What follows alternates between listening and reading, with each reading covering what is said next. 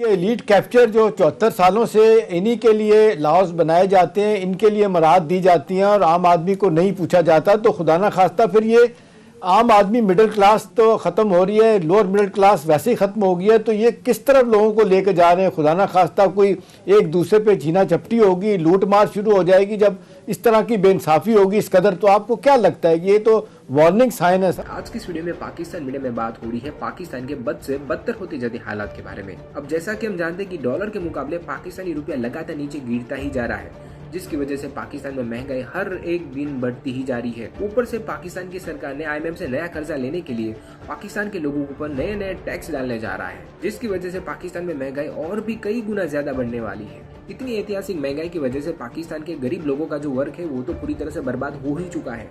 पर पाकिस्तान मीडिया की रिपोर्ट के अनुसार पाकिस्तान का जो मिडिल क्लास है वो लोगों की हालत भी अब इतनी खराब हो चुकी है कि वो लोग भी सिर्फ और सिर्फ एक वक्त का खाने का ही जुगाड़ कर पा रहे हैं, और जीने के लिए हर किसी को खाना चाहिए होता है।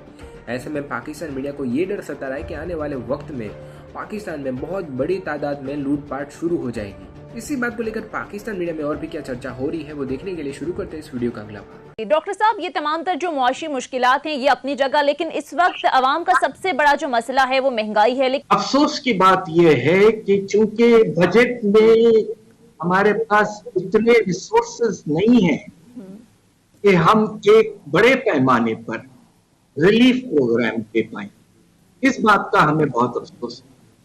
और इस वक्त हमें ये करना चाहिए था कि सेल्स टैक्स में एग्जेम्पशन हटाने के बजाय इनकम टैक्स के निजाम में तब्दीली लाकर हमें कम से कम 300-400 अरब और हासिल करने चाहिए थे, कि इसलिए कि हमारा जो अमीर तबका है वो माशाल्लाह काफी खुशहाल लग रहा है। जिस तरह मैंने कहा कि गाड़ियों के सेल और कंपनियों के प्रॉफिट्स वगैरह में बहुत इजाफा, तो हमें इस वक्त अफसोस इस बात का है कि अब आप देखिए इन्वेस्टमेंट में आप कमी ला रहे हैं, आपको बहुत बढ़ा दिया है। नतीजा ये कि नए प्लांट, नए मशीनरी, नए वो जॉब्स और रोजगार नहीं पैदा होंगे। तो जो लोग बेरोजगार हुए कोविड के बाद में, उसका एक बड़ा हिस्सा अभी भी बेरोजगार है, उनकी बेरोजगारी में कमी नहीं आएगी। तो हमें और आपने डेवलपमेंट प्रोग्राम को 40% बढ़ाया था, अब IMF के कहने पर उसको आपने 200 अरब कम कर दिए, तो तकरीबन उसी लेवल पे ले आए जो पिछले साल था।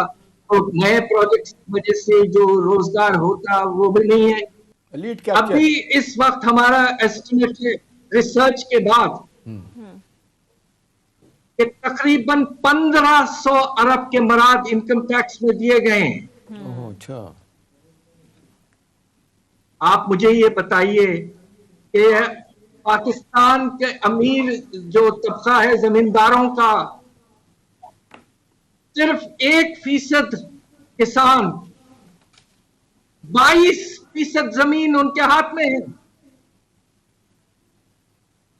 उनकी सालाना कम से कम आमदनी पिछले साल 900 अरब हुई है। रेवेन्यू कितनी आई एग्रीकल्चरल इनकम टैक्स में? ईंच खाच के 3 अरब। शहरों में प्रॉपर्टीज की वैल्यूज आसमान तक पहुंच रही हैं। 25,000 अरब है आपकी प्रॉपर्टी वैल्यूज बड़े घरों में, जो अपने बड़े खूबसूरत लोकेलिटीज में है लोग। इतना हमें प्रॉपर्टी टैक्स में रेवेन्यू मिलता है, कुल पाकिस्तान से 9। हिंदुस्तान का एक शहर है मुंबई, वहां पाकिस्तानी रुपयों के लिहाज से सिर्फ एक शहर से 75 अरब उठाते हैं वो। बाबा कब तक ये इस तरह चलेगा? हमारे प्राइम मिनिस्टर ने कल भी जिक्र इस बात का किया कि हम बिल्कुल सिस्टम पर आ गए हैं और लॉज ऐसे आ गए हैं जिससे अब मजबूरन आप मुझे ये बताइए कि क्या ये वक्त है कि इनडायरेक्ट टैक्सेस लगाने का, जिससे अफराते ज़र में इजाफा होगा? इस वक्त हमें इनकम टैक्स को फैलाना था। माफ कीजिएगा, मैं जरा इमोशनल हो गया हूं, सही कह रहे हैं। मगर दिल की बात है, तब तक ये सिलसिला चलता रहे। तो डॉक्टर साहब, इसका मतलब ये है कि ये एलीट कैप्चर जो 74 सालों से इन्हीं के लिए लॉज बनाए जाते हैं, इनके लिए मराहत दी जाती हैं और आम आदमी को नहीं पूछा जाता, तो खुदा ना खास्ता फिर ये आम आदमी मिडिल क्लास तो ख़त्म हो रही है, लोअर मिडिल क्लास वैसे ही ख़त्म हो गई है, तो ये किस तरफ लोगों को लेकर जा रहे हैं? खुदा ना खास्ता कोई एक दूसरे पे छीना झपटी होगी, लूट मार शुरू हो जाएगी जब इस तरह की बेइंसाफ़ी होगी इस कदर। तो आपको क्या लगता है कि ये तो वार्निंग साइन है सर सारे? और कुछ अंदाजा पिछले दिनों के इवेंट से आपको हो चुका होगा। मैं आपको एक हैरत अंगेज और अफसोसनाक बात बनाना चाह रहा हूं, और आज मैं आपके सामने खुल के बात जी सर। इस वक्त पाकिस्तान में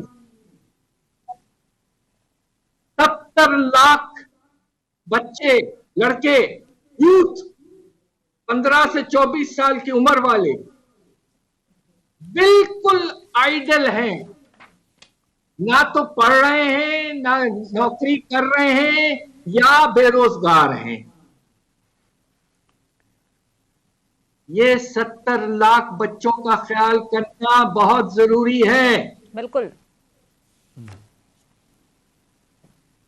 बस मैं आपसे और क्या कहूं। अच्छा ठीक है हफीज, डॉक्टर साहब ये बताइएगा कि ये जितनी भी मुश्किलात या जिस तरह से ये टैक्सेस के हवाले से आपने बात की, आपको लगता है कि हुकूमत के हाथ में अब कुछ राह नहीं है, ये सिर्फ IMF की डिक्टेशन पर चल रहा है, या फिर मजबूरी है ये सब हुकूमत को करना, हुकूमत को कोई गलत मशवरे दे रहा है? क्या देखते हैं आप? दो तरह की मजबूरियां हैं। एक मजबूरी अंदरूनी है जिसका प्राइम मिनिस्टर मुसलसल जिक्र करते हैं, मगर कर अभी तक कुछ खास नहीं कर पाए हैं, और उसका तो अभी जिक्र हुआ है। दूसरी तरफ बाहर के हमें पैसों की इतनी जरूरत हो गई है, मैंने आपको फिगर दिया है कि इस साल 30 अरब डॉलर हमें किसी ना किसी तरीके से पाकिस्तान में लाने हैं। बिल्कुल। तो मजबूरन आपको जो बैनुल अक़वामी इदारे हैं, IMF है, वर्ल्ड बैंक है, एशियन बैंक है, इन सब के सामने आप झुक गए, बिल्कुल झुक गए। इस मर्तबा तो आपने हर चीज पर उनके सामने झुक के राजी हो गए हैं। इसे वो कहते हैं प्रायर एक्शन, धड़ाधड़ आप लगाए जा रहे हैं। पिछले प्रोग्राम जो पिछली हुकूमत का था, प्रायर एक्शन तो छोड़िए, 16 वेवर्स मिले थे, उन्होंने माफ कर दिया कि आपने ये नहीं किया, कोई बात नहीं, चल रहा है। अब ये कह रहे हैं कि ये लिखा है आपने, ये करें, ये करें, ये